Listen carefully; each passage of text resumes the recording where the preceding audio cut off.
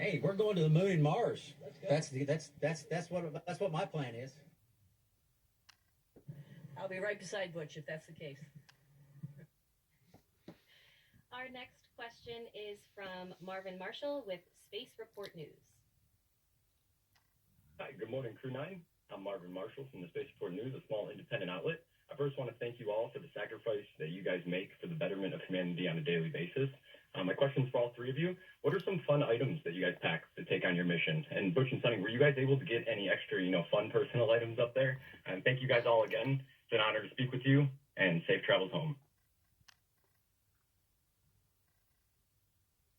Okay, some fun stuff. I actually brought a card game. I didn't think it would work, but I actually got all the crew members to play a game up here, so that was a lot of fun.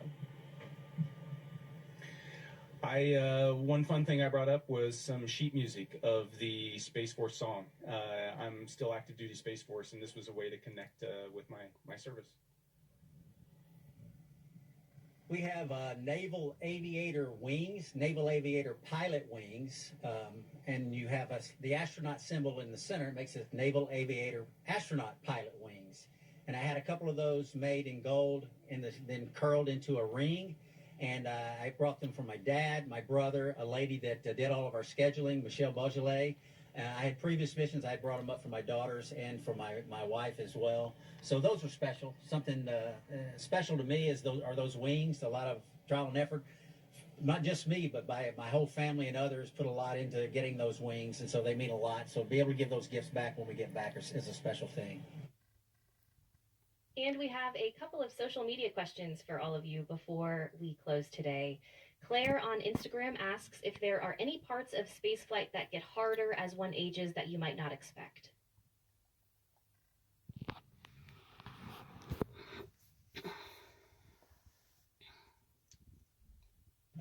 He deferred to us. Actually, no. Spaceflight is wonderful. My joints don't ache. My back doesn't hurt. My neck doesn't hurt. It's fantastic. All those aches and pains go away. Yeah, and I'll say sleep up here is pretty key. It's pretty awesome. So I like that aspect of it. So I wouldn't say that gets harder either. That's easy. I see what you did there, Nick. Nicholas on Instagram asks, you inspire me to dream big. What was the most exciting part of your mission? And let's hear from all three of you on this one. I can tell you there's a lot of responsibility in many ways up here, many times, very often. But the greatest responsibility that any of us have is when you put someone else in a spacewalking suit and they go out the door, because you're responsible to make sure everything's done correctly and that suit performs to what it's capable of. I mean, it's a one-person space capsule is what it is. So when they come back in, and you open that hatch and bring them in, that's the proudest moment for someone. I think for me, I'm looking forward to the moment that's coming up where I am going to get to bring Crew 9 home. And I think for me is classically looking out the window. We have had some amazing aurora while we've been up here. The sun's been really active, and it really puts you sort of in your place, and you recognize that the universe is extremely powerful, and what little part we are of it, as Nick alluded to earlier, it's just spectacular. All right, well, those are all the questions we have for today. Thanks for all of your questions. Station, this is Courtney Beasley with NASA Communications. How do you hear me?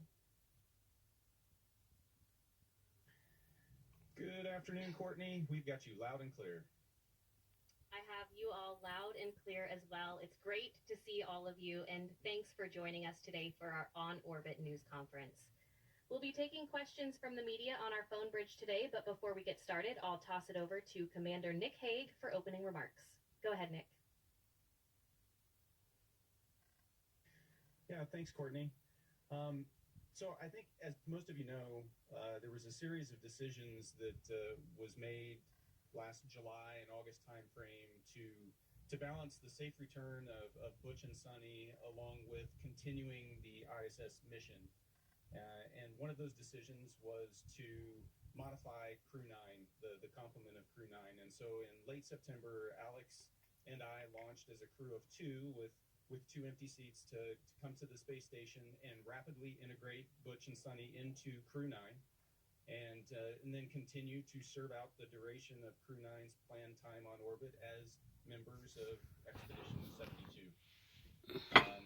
I say all of that just to set up 2 points that I'd like to start off today with. The first is that this mission, the mission of the space station, the scientific exploration, is something that we deeply believe in. Its ability to make a positive impact for all of humanity. And it's that belief that allows us to take those risks, risk of putting yourself on top of a rocket and launching into space, the risk of living on board an outpost that's orbiting in the cold vacuum of space, and even the risk of developing a new spacecraft to get us to and from the space station. And so the mission is very important to us. The second aspect that I wanted to touch on is just the privilege it's been to be able to bear witness to the professionalism that's been on demonstration every day, and the way that that Butch and Sunny have taken everything that's been thrown at them, and the way that they have responded to that has been an example. But it's not just Butch and Sunny.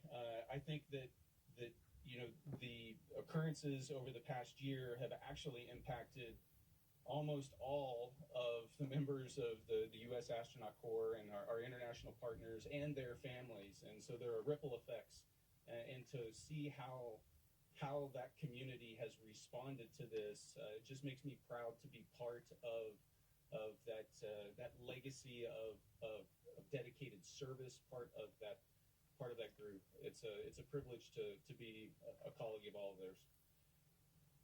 And so that legacy, here in a few short days,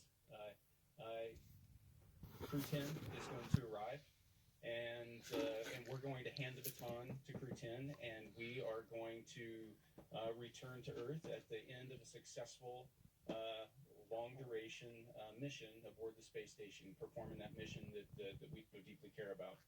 And that handover will mark the continuation of a legacy that's been going on board the space station for 25 years. And so with that, we're happy to answer your questions.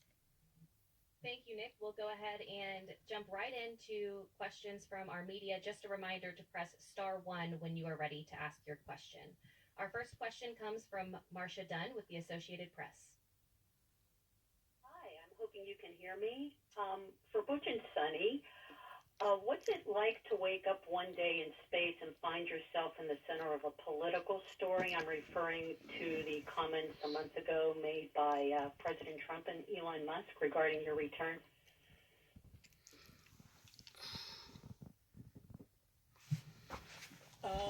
Obviously, we've heard some of these different things that have been said. I can tell you at the outset, all of us have the utmost respect for Mr. Musk, and obviously respect and admiration for our President of the United States, Donald Trump. We appreciate them. We appreciate all that they do for us, for human spaceflight, for our nation.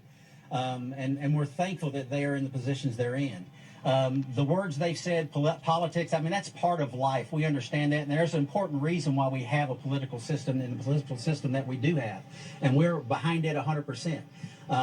We know what we've lived up here. We know the ins and outs and the specifics that they may not be privy to. And I'm sure that they have some issues that they are dealing with, information that they have that we are not privy to. So when I think about your question, that's part of life. We are on board with it. We support our nation. We support our nation's leaders, and we're thankful for them.